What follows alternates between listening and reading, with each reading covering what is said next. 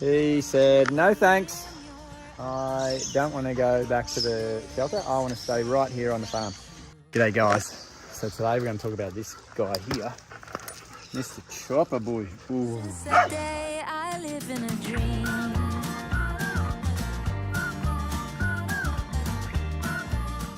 Chopper was dumped in bushland when he was about 6 months old with his brother Tank. And luckily he found his way to the shelter, Dee's shelter. And then from there came to the farm on just a shelter day out at the farm. And then when it came time to leave, he said, no thanks. I don't want to go back to the shelter. I want to stay right here on the farm. And he just literally laid down and refused to walk. And then we're like, oh, okay. What do we do here? And of course, you know, he's a very stubborn boy.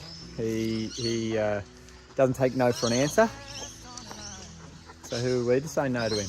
So he and his brother stayed here that night on the farm and stayed here every night since. Look at him. Look at him. Hello, mate. Oh, yeah, what a good boy. So Sam and I were like, why not? Let's, if he wants it that bad, let's let him stay and see how it works out. They end up being the sweetest boys. His don't take no for an answer attitude comes into real effect, and that is when it's time for pats. So I don't care what else is going on. It's time for pats, and he will just climb up on me and can't get close enough.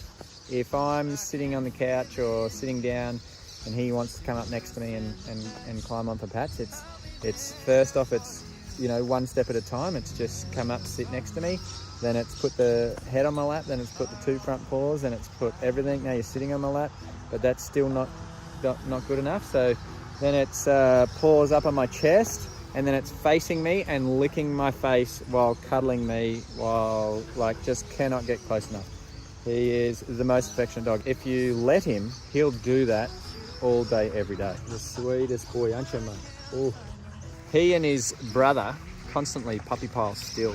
They just want to sleep on top of each other and sort of have as much body contact as possible with each other when they sleep. Chopper is right up there with being the most athletic. He's very, very impressive with his power, and that might be surprising for some people. But Chopper has an unbelievable endurance capability as well. He just does not stop. He goes all day, and when he first came to the farm, he was terrified of water, but now, after teaching him to swim and teaching him how to love water sports and chasing toys and swimming in the pools, he can't get enough. And if I leave the gates open for them to just come and go as they please into the dam or into the pool, I can't get him out. I have to go at the end of the day. Come on, Chop, come out, buddy. He will just be in there all day, and he just turns up at dark and just like, buddy, what are you doing?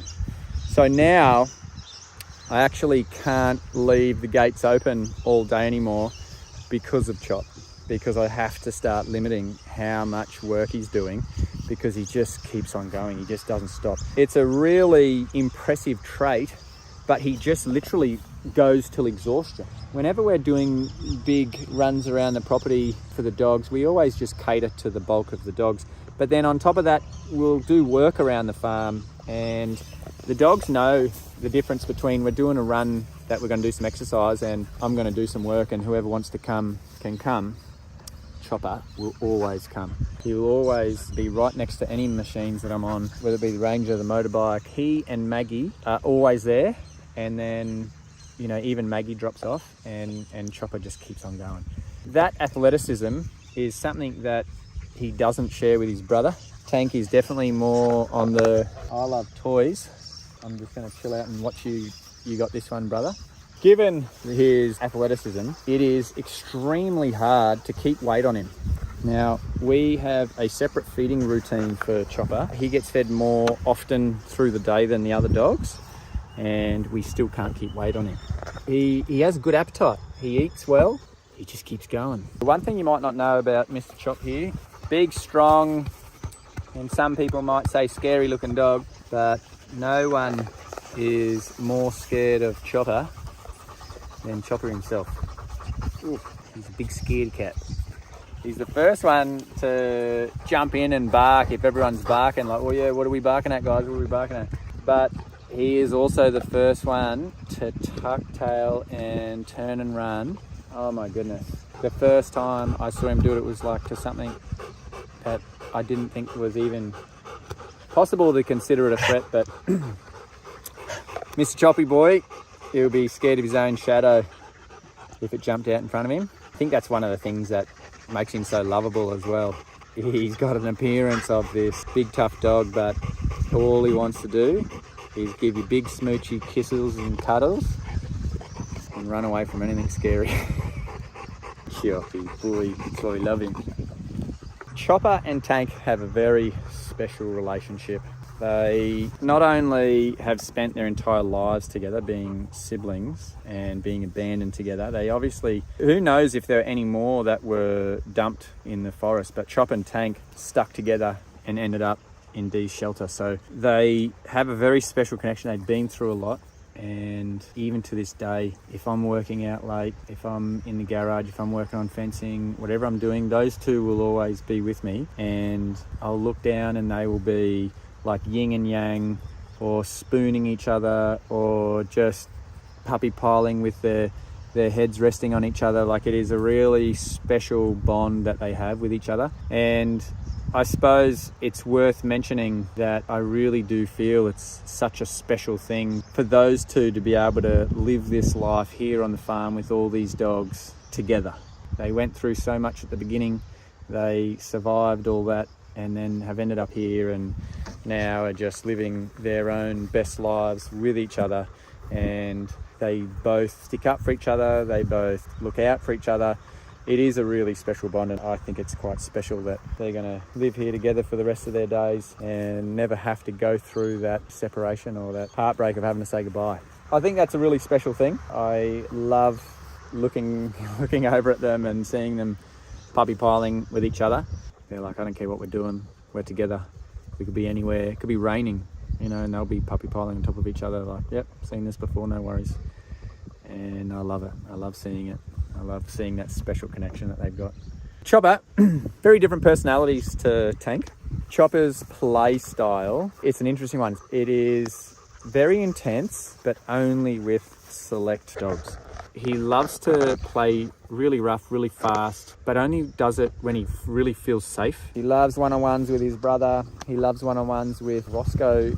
Roscoe is quite similar. He's very intense in short bursts and then proud and mature in other areas. But when all eyes are off and it's just, well, they think it's just them, they just do the biggest zoomies and run around, and they really do love each other. And even if they bump into each other accidentally and it's a big hit, they know that there's no malice in it, and they just continue to play with the same level of enthusiasm. Whereas if they would accidentally bump into a dog like Fredo, for example, they would know, oh, I'm in trouble. Chops very respectfully. It's a very interesting, complex personality and play style that he's got. Tank's a little bit different. Tank is very content just with a toy. He, as you can see, you know, no matter what we're doing, no matter where we're going, he's got a toy in his mouth and he's destroying it. This is what he does. This is Tank 101. Toys are not allowed to live. All toys must die. That's Tank's motto. Yeah, righto, mate, continue on. Two brothers, two siblings, two very different personalities, two very different energy levels, and I think that having them both together and seeing how different they are also adds to their dynamic. They complement each other and they support each other at the same time. It is a very special thing, and that's why it's hard to talk about Chop without talking about Tank as well. But I won't go too far into Tank there. There's a lot more that we can talk about him. And everyone who comes here says the same, and like, I can't tell those dogs apart, and fair enough, you know, we couldn't either at the beginning.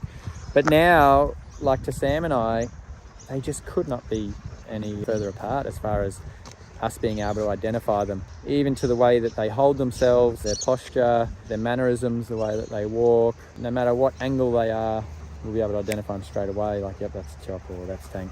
So one of the cool things I like about Chop is his ear.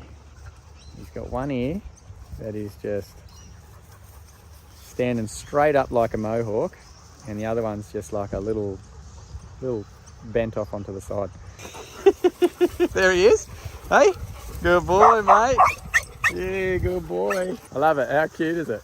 He's got this one stand to attention ear, and this other, slacking off to the side here. Whenever I'm looking at him, or whenever he's got his loving eyes on, they're both down, aren't they? Oh, Mr. Fluffy boy. Mr. Fluffy boy. Ready, Chop? Oh, Chop, you ready, boy? Since that day, I live in a dream.